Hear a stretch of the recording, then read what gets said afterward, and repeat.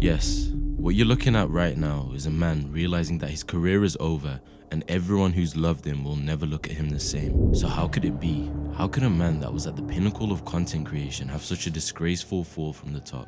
And if what he did was so disgusting, how is it that he hid within the crevices of the internet for so long?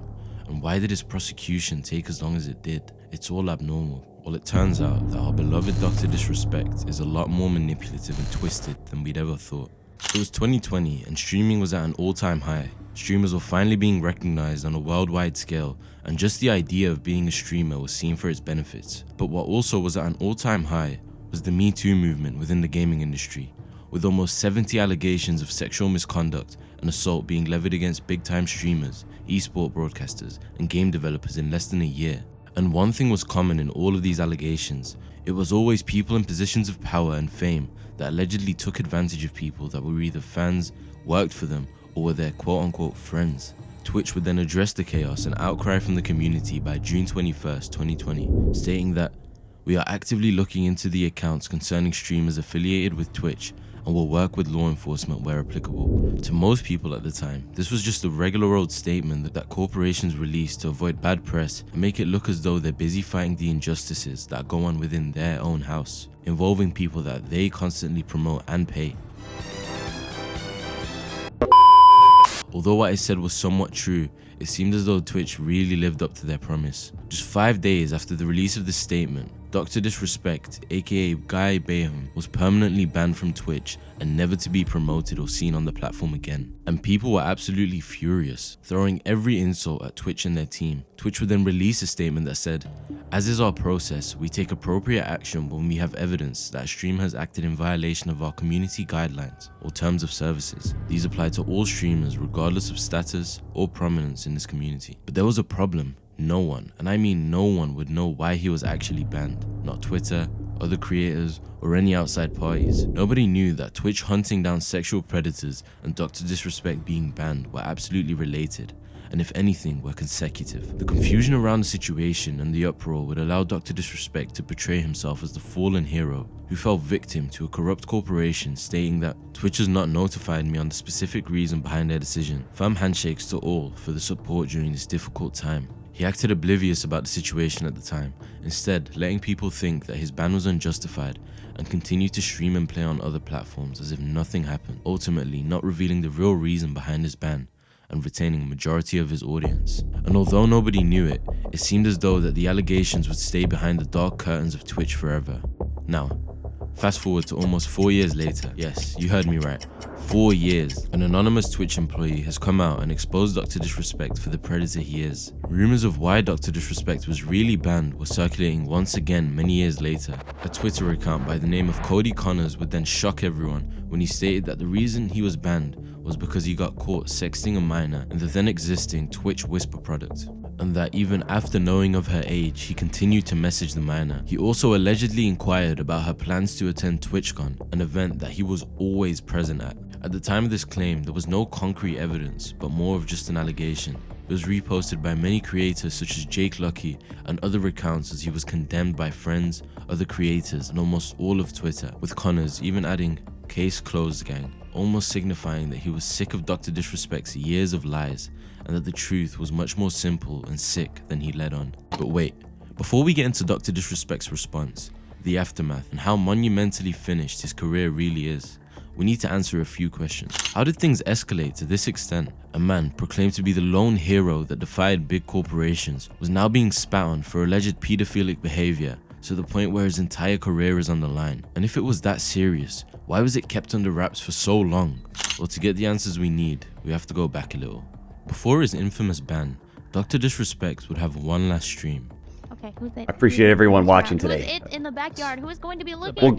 We'll get. Really, like I said, we don't really know some of the. Yeah, We'll I get don't through know this the Champions map Clip. very well. I know it's a tough. That's because I don't know this one well. life's weird right now. Yeah, look. We'll get through this, okay? And Hey, Christopher. Dun dun dun! You better not taunt me. How dare you? fuck. And so would commence his 42-day hiatus from all social media and streaming. During this time, Twitch would refund all the viewer subscriptions to his channel and remove his emotes from the site, essentially confirming that the ban was permanent to the community. And there was a huge uproar. People were not happy. Creators and good friends of Dr. Disrespect like Tim the Tatman would use their platforms to keep everyone updated, but no concrete details were ever released to the public. Yeah, I don't know, chat. When I was talking to Doc, he just said, all he said was he was talking to Twitch to figure out what happened. That's it. Which makes me wonder about the possibility that Doc's inner circle may have been aware about the truth of the situation and opted to remain quiet in a bid to protect their friend's image, which is a very real possibility. But to be honest, it's probably more realistic that he lied to them the same way he lied to the public. But there was a problem. This same outrage that came of people's lack of knowledge of the situation gave him all the leverage he needed. He could manipulate the situation at his will, without anyone rebutting him publicly, all whilst his loyal fans stayed by his side. This was evident when his 42-day hiatus was finally over and he came back to streaming on YouTube. His first stream would begin on August 6th, 2020, essentially finalizing his move to YouTube. But his first stream was weird because he didn't do or say anything, which hardly mattered because when he went live the next day, he racked up over 500,000 viewers, which is insane to have on YouTube or any platform. So as you can see, the Twitch ban hardly affected him in terms of public opinion or viewership retention. If anything, this boosted his image and made his loyal fans even more loyal, as they saw this as a battle that they were going through with Dr. Disrespect. However, things were only going well publicly. Behind the scenes, it seems as though things were slowly crumbling. Although he was free to stream on platforms such as YouTube and Facebook, none of these other platforms offered him any exclusive partnerships, which is weird because other creators that were about the same size like Valkyrae, Ludwig, or even his good friend Tim the Tatman were signing 7-figure multi-year deals, which just confirms that behind the scenes people knew that the allegations had at least some credit, enough for these sites to consider Dr. Disrespect a brand risk. But things were getting out of control. I don't know whether it was plain stupidity or that his success even after being banned got to his head, but it seems as though he was tripling down on his lies. The reason I say this is because during a live stream on August 23rd, 2021, almost a year after his first stream on YouTube, Dr. Disrespect would announce that he's taking legal action against Twitch because of his banning. And he had this to say. There's a reason why I don't talk about it. But a lot of people ask me, do you know the reason? Yeah, I do know the reason why now. I've known for months now the reason why.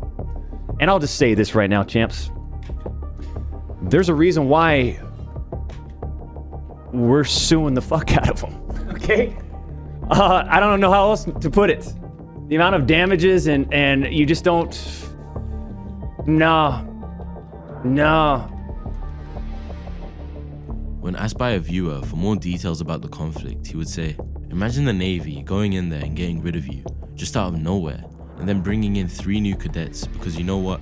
They say, man, even though he's going to turn Master Chief, that's a big, huge salary. Basically alluding to the fact that his ban had something to do with the huge sum of money he was going to receive from Twitch as part of his deal, and that Twitch just didn't want to pay him, which honestly looking back at it now, just sounds ridiculous. But nevertheless, legal proceedings would continue for approximately half a year, and on March 10th, 2022, Dr. Disrespect announced that legal proceedings had ended, with neither party admitting to any wrongdoing, so the internet was once again left with no sources of information other than Doc's word of mouth. Many have speculated why Twitch have kept so quiet about this whole situation, but it's probably because they were contractually bound by the original terms, and it would honestly just look bad on them for giving a man of such disgust that much money and plastering him all over their website and events for years and years. And all of that leads us to the present day, where Dr. Disrespect is facing allegations of conversing with a minor, and that being the reason for his subsequent banning. After the allegations came out from the former Twitch employee, Cody Connors, Dr. Disrespect would go to Twitter the next day to deny any wrongdoings, stating that, I didn't do anything wrong. All this has been probed and settled, nothing illegal, no wrongdoing was found. But after major news articles and headliners like the Rolling Stone reviewed internal Twitch communications and interviewed multiple sources, it was confirmed that Dr. Disrespect was indeed kicked from Twitch for sexting a minor, even after learning she was underage. To make matters worse, he allegedly even inquired about her plans to attend TwitchCon. So I can't say for sure that he had plans on meeting up with this minor, but I also can't deny the fact that that was a very real possibility. And the internet once again went wild. There were those who cheered and celebrated as they apparently knew all along what it was already, and those who condemned him and were in absolute shock that their favorite creator could do such a thing. Some of his friends like Tim the Tatman had this to say. Absolutely insane, bro. Everything I'm seeing. Seeing everything that is spiraling right now is a very difficult thing for me personally. and I'm sure for a lot of y'all out there. My bottom line, I think, is if what he is saying, where he said that he was messaging a minor and it would sometimes lead to teeter on inappropriate, if he knew that was a minor and those were the messages being sent, I cannot support that. All whilst other creators completely denounced and mocked him. On Monday, Dr. Disrespect was then fired from Midnight Society, the gaming studio he co-founded, which said that it had investigated the allegations against him after learning of it the night of Connor's cryptic tweet. After seeing all the uproar, he would once again take to Twitter with an essay of a statement in which he admitted to having mutual conversations with a minor that sometimes leaned too much in the direction of being inappropriate. But another thing that showed just how manipulative and slimy Dr. Disrespect was that the tweet's edit history showed that he had edited the tweet after posting it to remove the word minor, replacing it with individual to make it sound less worse than it was.